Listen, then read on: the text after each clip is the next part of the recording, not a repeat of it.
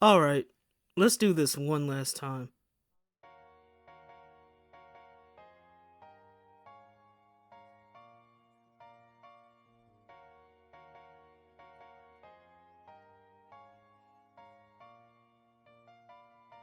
I just saw Across the Spider-Verse, the follow-up to 2018's Into the Spider-Verse, and It was perfect. Perfect. Everything, down to the last minute details. I gotta tell you, between Guardians 3, Spider-Verse 2, and that early screening of Flash me and the other member of WFB got to see, review coming soon, it's been a really dope month for movies as far as I'm concerned. So, it's been a few months since Miles saved the multiverse, and he's been doing pretty good as the Spider-Man of Earth 1610, until a new villain from his past called the Spot, with deceptively dangerous powers, shows up and threatens all of existence. Now Miles has to team up with even more Spider-Man than ever before in order to make sure all of reality doesn't unravel. You know, I thought Into the Spider-Verse might be the best Spider-Man movie ever, and then I thought No Way Home might be the best Spider-Man movie ever, but nah, I did all that. This that good shit right here. Say you just nigga.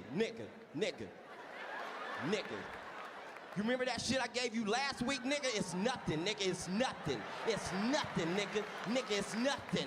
This shit right here, nigga. This shit right here, nigga. Right here. This shit, nigga. This shit here, nigga.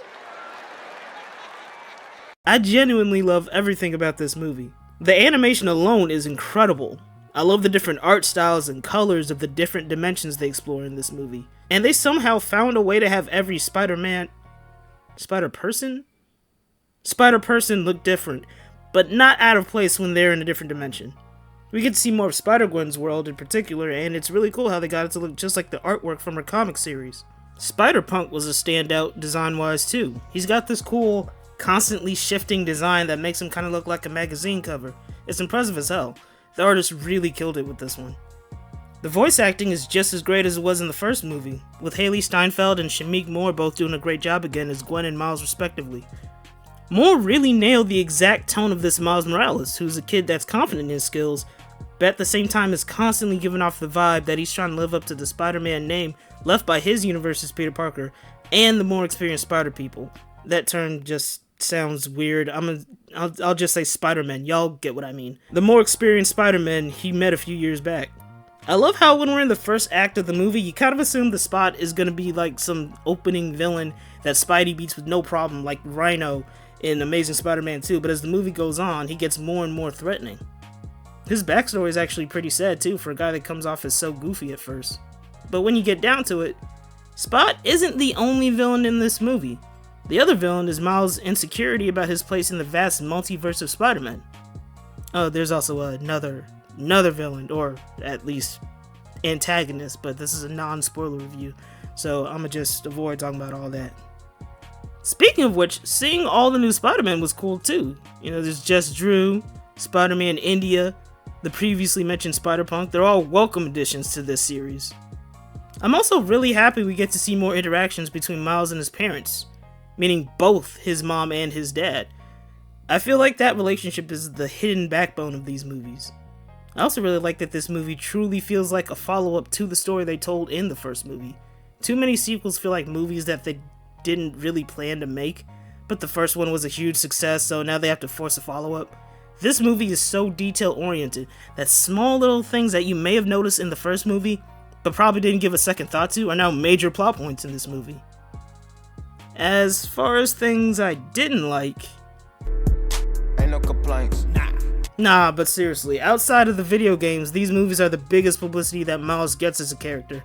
So part of me does kind of wish they just had Miles alone dealing with a supervillain instead of there being so many other Spider-Men that he kind of shares the spotlight with just from them being Spider-Man. But it's the nature of the story they want to tell, so it is what it is. Besides, at the end of the day, this is still Miles' story.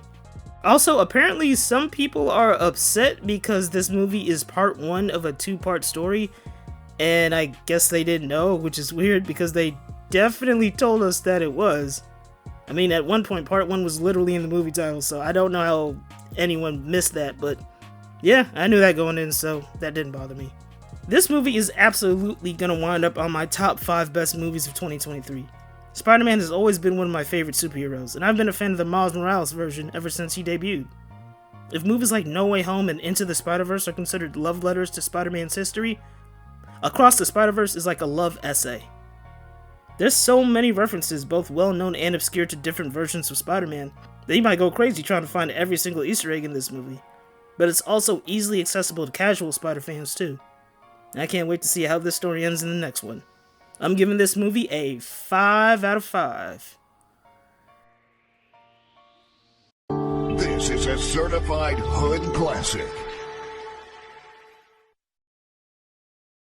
Thanks for watching.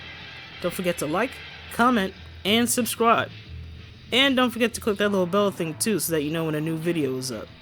Until next time, peace.